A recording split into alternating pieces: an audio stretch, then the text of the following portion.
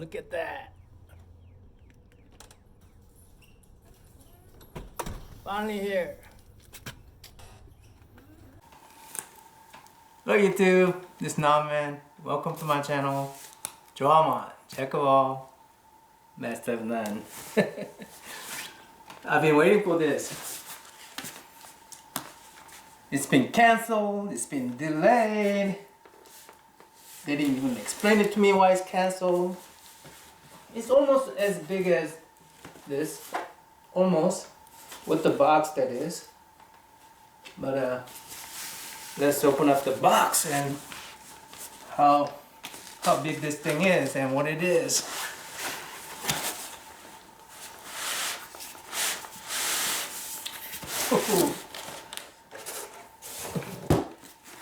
Probably shouldn't show you this side either. Even the box looks nice. Let's see. Yeah, it doesn't show there.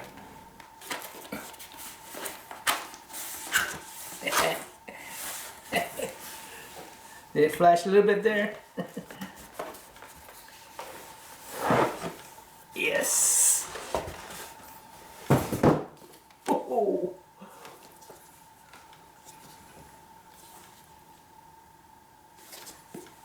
Jim Lee, Artist Edition, X-Men. Wow, I didn't think it was going to be this big. Pretty comparable to that one. Not as big as that one, but I saw Jim Lee open this on his channel, and I said, oh, I gotta get that. I gotta get that. All his sketches of X-Men, not colored in. Wow. I wish I had another copy. I'll explain why I want another copy. Let's look inside.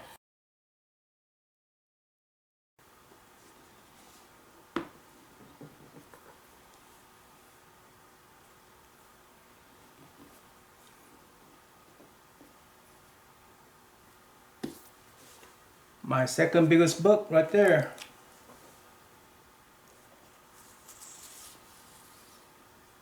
That's regular comic book size.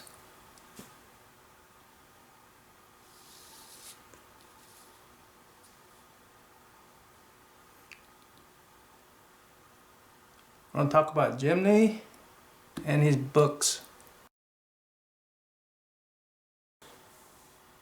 After the flip through, it's going right back into that box. I choose you. Thanks, Magneto. Man, look at that detail. Jim Lee is a Korean American, just like me. He's 1 year younger than me. He's born in 1964. I think he came to the United States when he was 4 years old. I was 11 when I came to the United States. But he came earlier, 1968, somewhere around there. I came in 1974.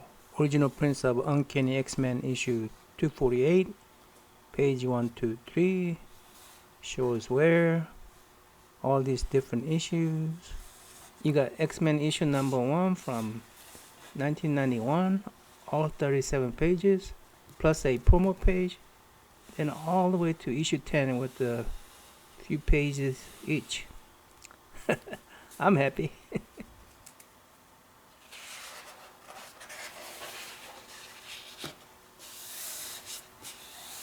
This is a nice letter from Scott Williams, who is an inker for Jim Lee's pencil drawing. They make a really great team.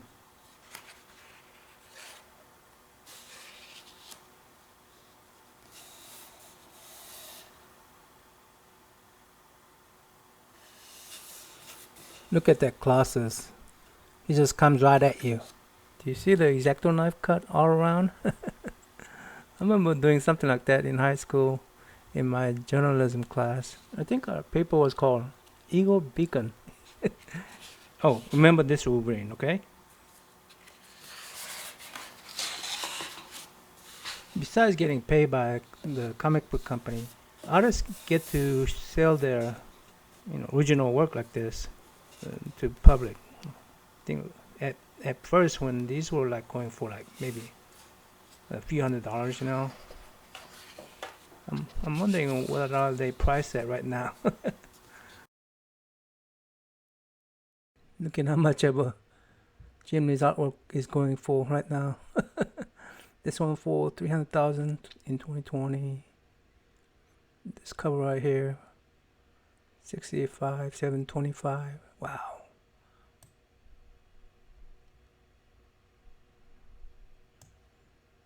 Let's go down here. Let's look at this one.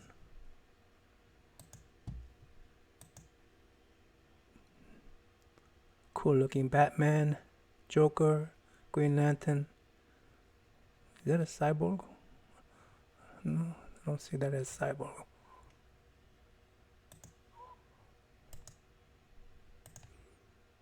Wonder Woman. Cool.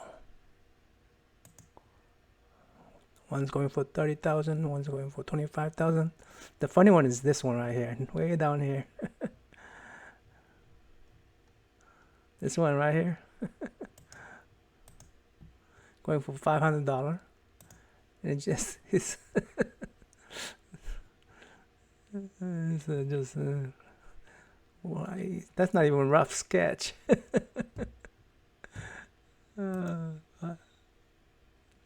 Pretty awesome.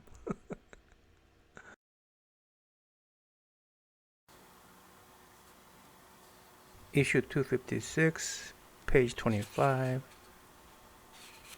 That's a new take on Mandarin. He made Rogue popular too.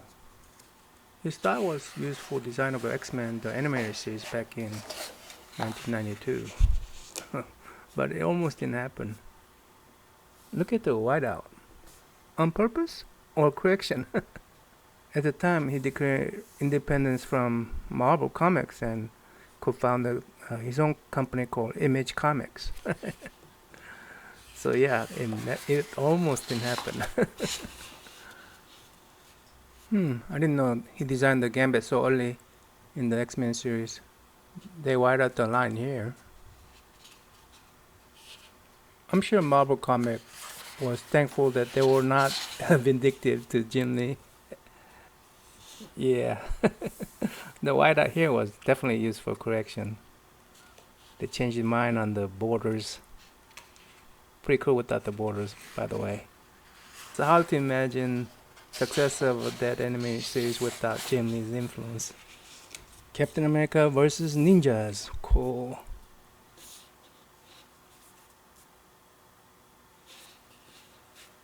Sigh. Cool stuff. Look at all these negative drawings. Really, Ninja could shock the Captain America? He had a pretty successful run at Image Comics also. According to Wikipedia, Lee published titles such as Wildcats and Jin through his studio Winston Productions. Is that a Wolverine? Black Widow?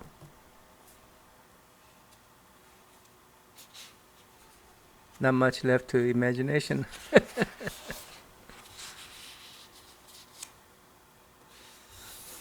Oh, this reminds me of a Wiki Goof that I would like to share. When you're doing research with the Wikipedia, you have to take it with a grain of salt. Let me read you something right here. Early life, Lee attended Riverbend Elementary School in Chesterfield and later St. Louis County Day School, where he drew posters for school plays. Well, I don't know if I to verify that. Having had to learn English, he came to the United States when he was 4. Having had to learn English when he first came to the United States presented young Lee with a sense of being outsider, as did the preppy, upper-class atmosphere of a country day. I don't know what that means. As a result, on the rare occasion that his parents bought him comics, comic books. Least favorite characters were X-Men because they were outsiders themselves. Lee says that he benefited as an artist by connecting with characters that were themselves disenfranchised, like Spider-Man, or who were born of such background, such as Superman. Superman was not. He didn't have a really bad background. He was almost loyalty. Was created by two Jewish men from Cleveland. Okay, so the people who created Superman had a humble background. Lived their spirit during Great Depression. Anyway,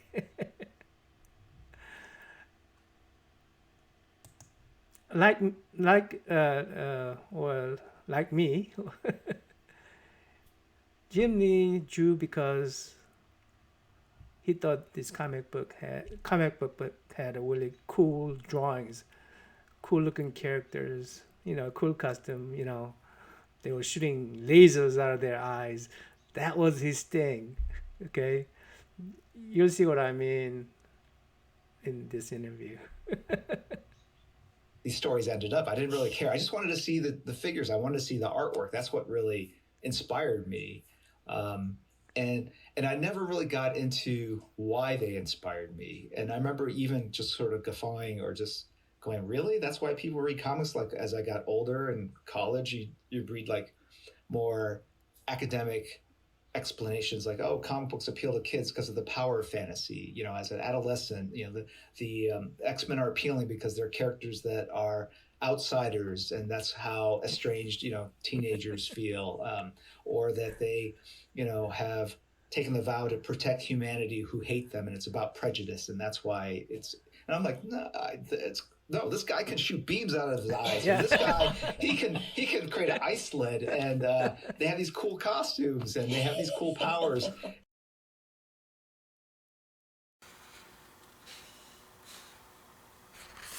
When I was a kid, I read comic book because it had a cool arts. I didn't care who was writers, editors. If we had a cool art, I said, yeah, that's it. I was just learning English at the time. I didn't even know how to read. Story didn't matter to me at all.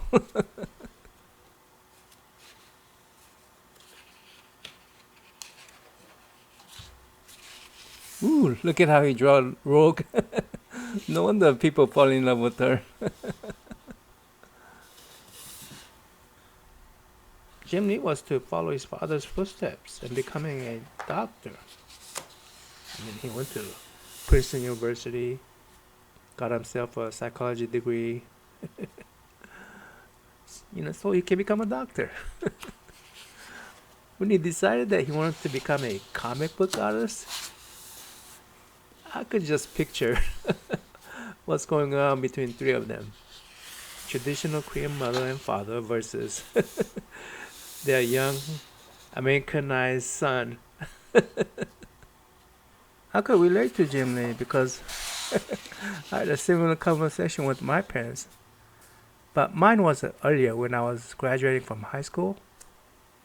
Drop red lines. This red lines?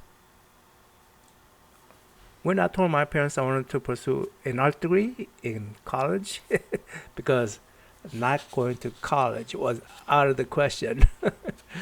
My dad simply said, "You'll go hungry. Go become a doctor or lawyer." That's it. I swear, I think all Korean parents of our generation want their children to be either a doctor or a lawyer. Oh, pushing for Ivy League school was a must.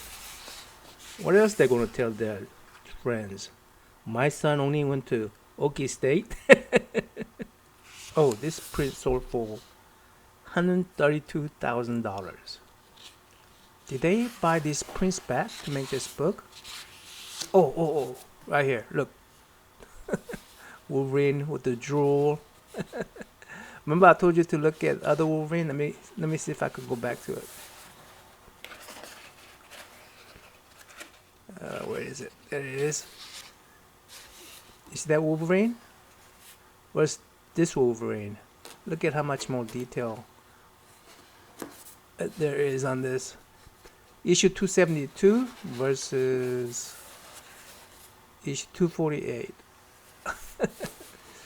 Vast improvement between the two, right? OJT on the job training.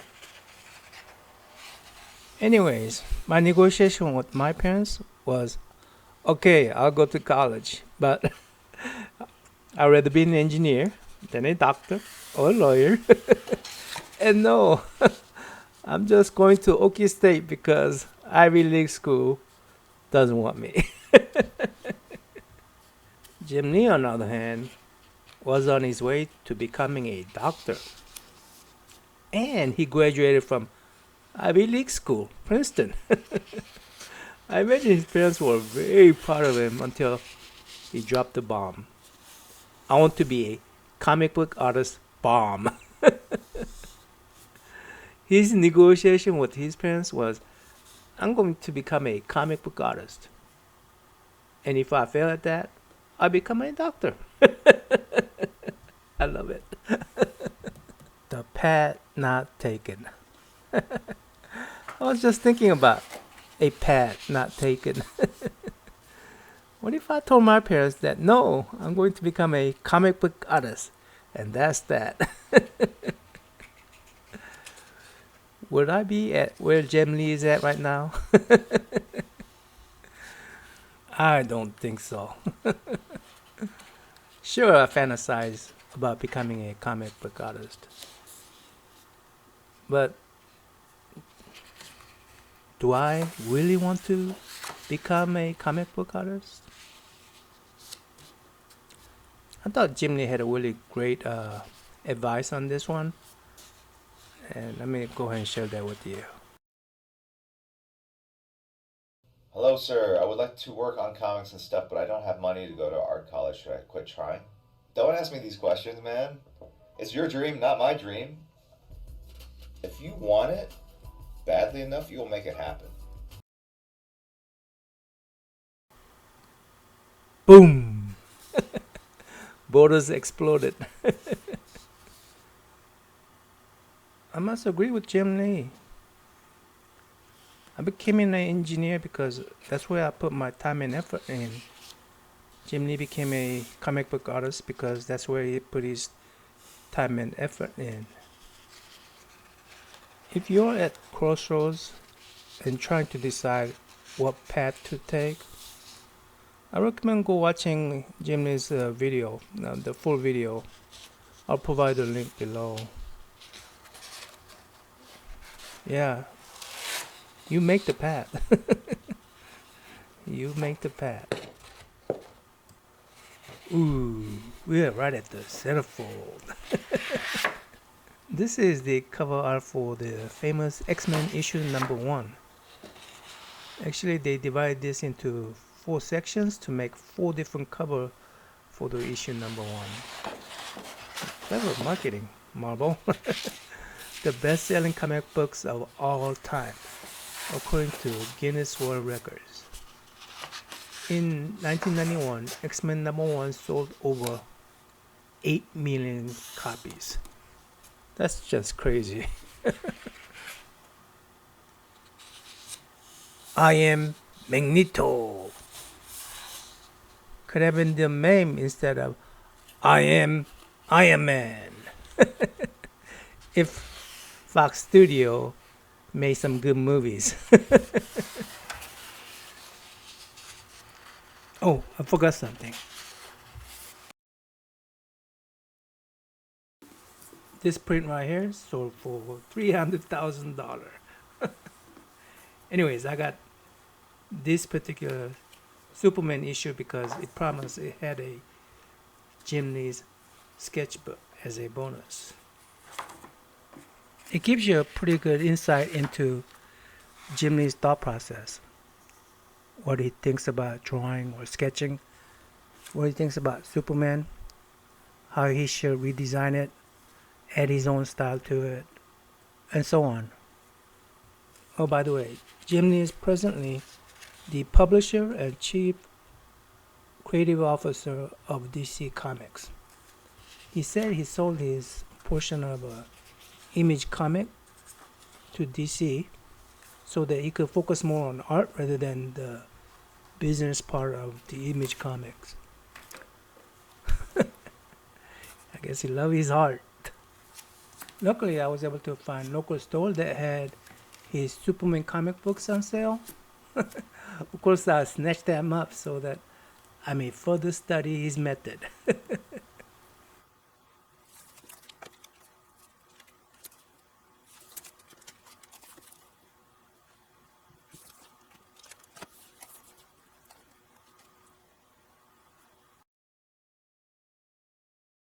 One way to learn something is to learn from other people's success.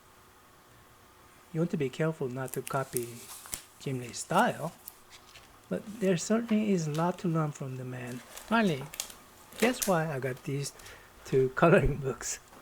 I want to learn to color with Copic. Penciling, inking, and coloring. The whole process is very tedious.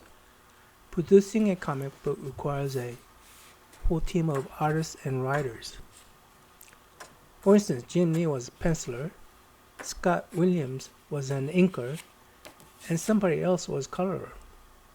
I thought coloring the coloring book using Copic marker was the quickest way for me to learn about the color and Copic markers themselves. That's why I'm thinking about getting a second copy of these to ruin it with my colors. Okay, I guess that's it. Till next time. I'm out.